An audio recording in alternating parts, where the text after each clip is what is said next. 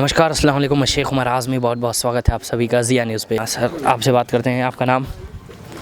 निसार अहमद। निसार भी बताया गया कि आप कांग्रेस से इस बार प्रत्याशी भी हैं यहाँ से, ये बात सही है? नहीं, ये बात हम प्रत्याशी हैं फूलपुर पवई से। अच्छा, फूलपुर पवई से हैं। तो क्या लग रहा है इस बार आपकी मेहनत रंग लाएगी? मेहनत तो ही रंग लाती है, बिना मेहनत कुछ होने वाला नहीं। टिकट मिलने का चांस वगैरह है क्या? टिकट तो पार्टी तय करती है। चांस तो सारे लोग, जितने प्रत्याशी हैं, जितने उम्मीदवार हैं, सारे लोग उम्मीद लगाए हुए हैं। ये तो पार्टी तय करेगी, हाईकमान तय करेगी किसको कहाँ से चुनाव लड़ना है। यहाँ से और जहाँ तक जी कह लीजिए विकास की बात है जी, तो विकास और विनाश दो हैं, एक दूसरे के दो पहलू हैं। दो पहलू। जी जहां आप हैं खड़े, दीदारगंज विधानसभा जिसको कहा जा रहा है, ये दीदारगंज विधानसभा कभी सरायमीर विधानसभा, कभी मार्टिनगंज विधानसभा के नाम से जानी जाती थी। अच्छा, सरायमीर विधानसभा? हाँ। निज़ामाबाद? सरायमीर विधानसभा। अच्छा, पहले 2012 में जब परसीमन हुआ है आज़ादी के बाद, जी उस परसीमन में ये सरायमीर विधानसभा का नाम दीदारगंज रख दिया गया और कुछ क्षेत्र जो है बदल दिए गए। कुछ इधर के क्षेत्र उधर, उधर के इधर, कुछ है थोड़ा मोड़ा जो है। लेकिन ये कॉन्स्टिट्यूंसी जब सरायमीर विधानसभा रही या मार्टिनगंज विधानसभा रही, ये रिजर्व कॉन्स्टिट्यूंसी रही। अच्छा, ये जनरल कॉन्स्टिट्यूंसी नहीं रही। रिजर्व कॉन्स्टिट्यूंसी होने के नाते विकास यहाँ नाम मात्र का हुआ। 1980 में यहाँ से कांग्रेस के एमपी हुए डॉक्टर संतोष कुमार सिंह। यहाँ के लोग, हम लोग सरायमीर जाते थे बरसात के दिनों में, पैजामा और कुर्ता झोले में रखते थे और पैदल जाते थे। यहाँ सरायमीर आप मवेशी खाने पे रह रहे हैं जी, जा कर के वहाँ अपने कपड़े को हम बदलते थे, फिर जा कर के कोई रास्ता नहीं था जी। और इस गांव की स्थिति ये थी कि जैसे भारत विश्व के नक्शे में या भारत का और लंका का नक्शा जब एक साथ पेश कर दिया जाता है, तो लंका चारों तरफ समुंदर से घिरा हुआ एक जजीरे के समान है। ठीक अषाढ़ा और नंदाव एक द्वीप के समान होता था। जो समुंदर में जो जजीरे हैं, उन्हीं जजीरों के समान हम होते थे।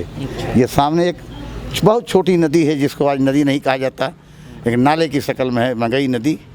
उस मगई नदी पर यहाँ के लोग जब शादी ब्याह होती थी, दुल्हन आने की नौबत आती थी, तो डोली करा पे बरसात के दिनों में करा नर्दा के लोग करा चलाते थे। उसी करा पे बैठ करके, इन लड़कों को क्या मालूम, उसी करा पे बैठ करके दुल्हन आती थी, डोली पे लेके कहाँ आते थे लोग। करा क्या, जो मौनी टाइप का होता है नाव? जो करा जिसमें गुड़ पकता है, आज तो गुड़ और गुड़ वो भी खत्म हो गया। उसको ले करके किसी शक्ल से दुल्हन को उसी डोली पे रख करके उतारा जाता था। बताइए, ये स्थिति थी। लेकिन देश तो, हम तो गुलाम हुए, देश आज़ाद हुआ। जब आज़ाद हुआ तो हमारे पास तो सुई बनाने के कारखाने नहीं थे, हम सुई नहीं बना सकते थे, हम मोहताज थे। देश के सामने सबसे बड़ा मसला था भुखमरी का, रोज़ी रोटी का मसला था। सबसे बड़ा मसला इंसान के सामने होता है खाने का, रोज़ी का होता है, रोटी का मामला होता है। उसके बाद मकान की बात आती है।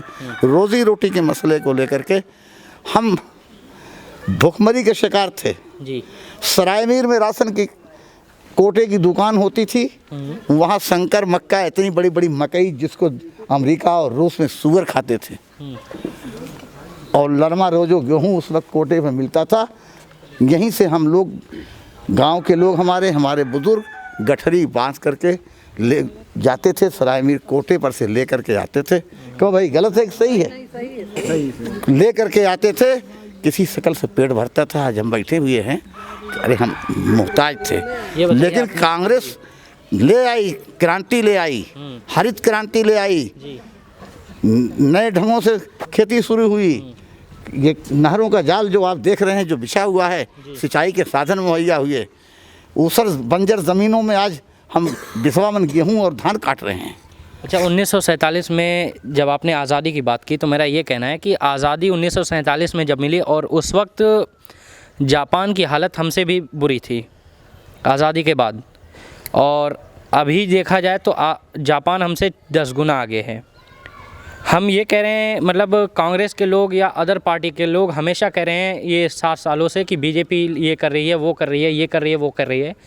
कांग्रेस ने 70 सालों से क्या किया, जबकि कांग्रेस की ही सरकार थी ना केंद्र पे। उस समय जापान जब ऊपर जा रहा था, भारत जब नीचे जा रहा था, तो केंद्र में कांग्रेस थी, क्या किया? हम तो वही आपको बता रहे थे जी कि जो हमारी स्थिति थी वो यही थी।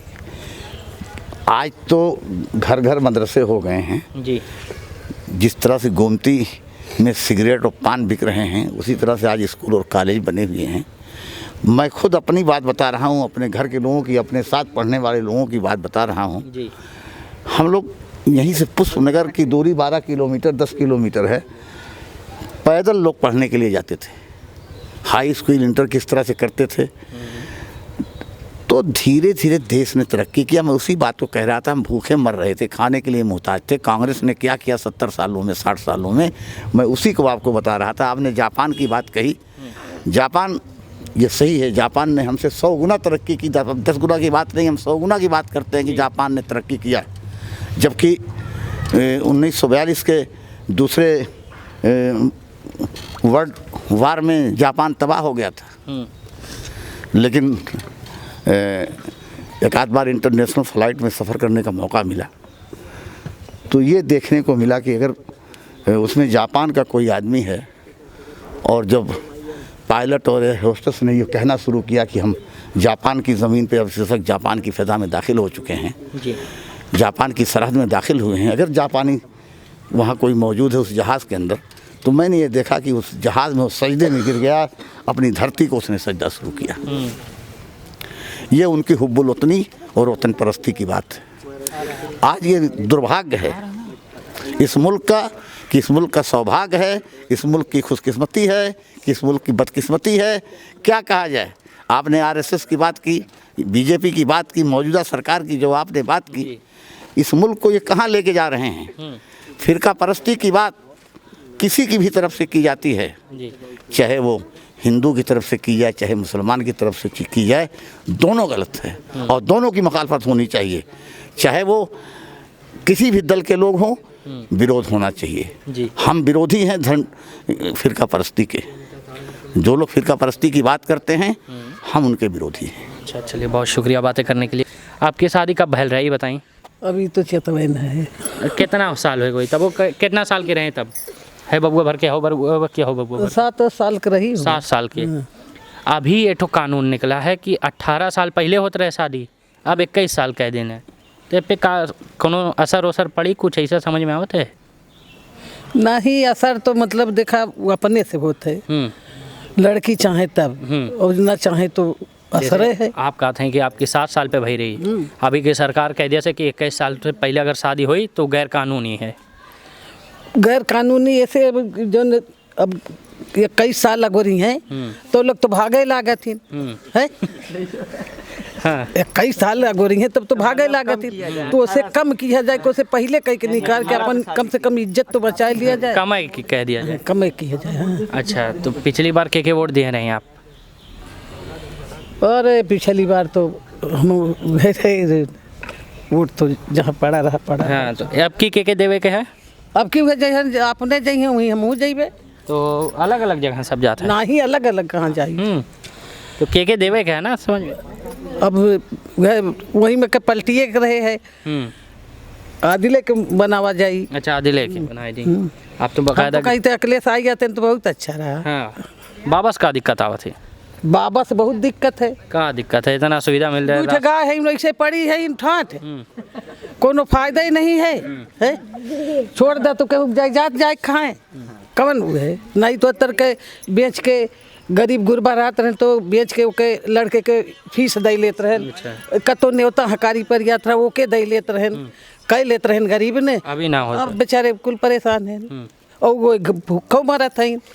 हाँ ये बात है। अच्छा लॉकडाउनों लगे वाला है, कुछ सुने में आवत है? अब सुनत तो है ही लगे, अब इलेक्शन कई लेंगे तब लगेंगे। अच्छा है। हाँ एक ही बताया था ऐसे पहले ना मैं जानत हो ऐसे पहले ना लॉकडाउन लगे। हाँ ये आपके आके बताओ तो इनका बाबा कि चाची आपकी ना लगावे के है लॉकडाउन? लॉकडाउन लागी लेकिन इलेक्शन के बाद लागी। अच्छा अच्छा इलेक्शन के बाद लगी। चलिए जैसे आप चाहिए। बाबा छोड़ गए वो कुल। हाँ चलिए कोई नहीं, बहुत बहुत शुक्रिया।